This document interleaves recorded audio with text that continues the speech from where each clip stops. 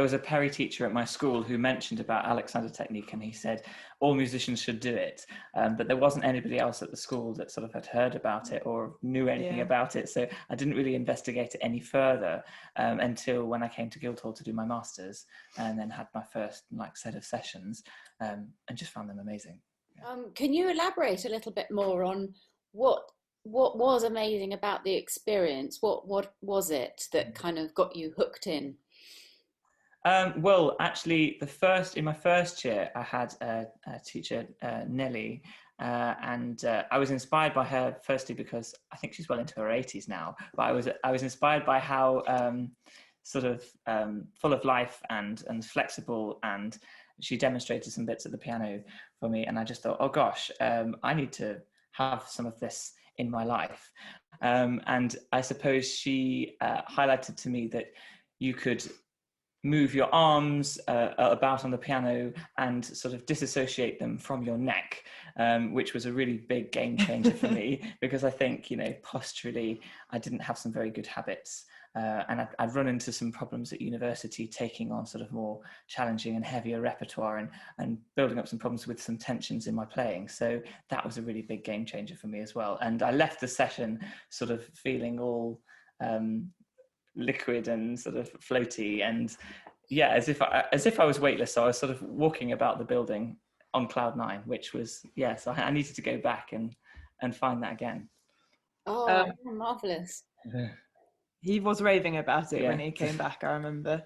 I think for me, so although the group sessions at National Youth Choir were kind of interesting, I was like a teenager, and I don't think I really got it, especially as it was all, it was in a massive group. And then when I went to university, they offered kind of very subsidized Alexander sessions. So I went along because I'd heard it was a thing you should do if you're a singer. And I remember that first session, which was 1-to-1.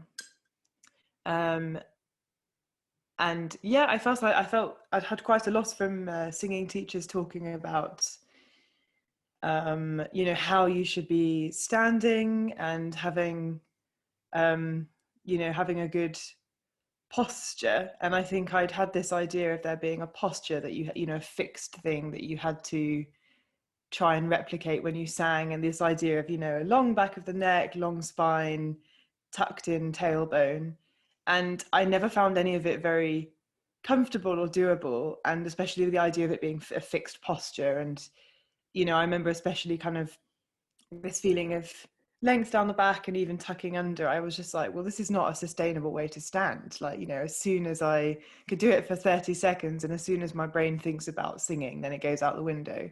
And I found that after that first Alexander session, where we'd done a lie down and we'd done various things, and she kind of got me to release my hips and legs. And I noticed when I got up and we did the standing at the end that's alignment, that posture, which I'd been kind of had, spoken at me for years from singing teachers. I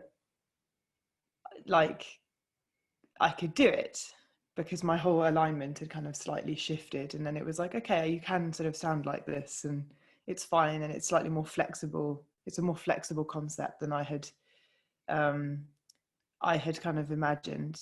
I think, to be fair to my singing teachers, they hadn't said it's like a fixed posture. I think they had used the word alignment and that kind of thing, but I had taken from it quite a slightly the wrong take, that it was a sort of rigid thing, which I don't think was what they were actually trying to get me to do. But Alexander helped me kind of, I think, understand what they'd meant. And Jonathan, what did you notice about the difference in your practice? Well, I felt I was able to be, I suppose I was also reading about mindfulness practices at the same time as trying to implement some of the Alexander technique principles. And I felt I was able to be much more present in my sessions and really focus in on what I was looking to achieve. I was starting to get much more awareness about which parts of my body were getting involved with playing, which were helpful and which were perhaps not so helpful. And that helped really target things for me, because coming into Guildhall and doing the masters, I was looking at sort of honing things more rather than trying to completely rebuild everything again. But I felt it did actually really rebuild the foundation much stronger for me. And yeah, I definitely found that my practice sessions, I had much more stamina. I could play for longer because I was just much more aware, and I was in a much better position, I suppose, to tackle anything that I wanted to. So that really made a massive difference to my practice. And then for performance wise, I also feel that yeah, it was a sort of a good grounding thing to sort of take in the whole stage and also feel a bit more comfortable seated at the piano at the beginning of the concert. That was a massive thing for me.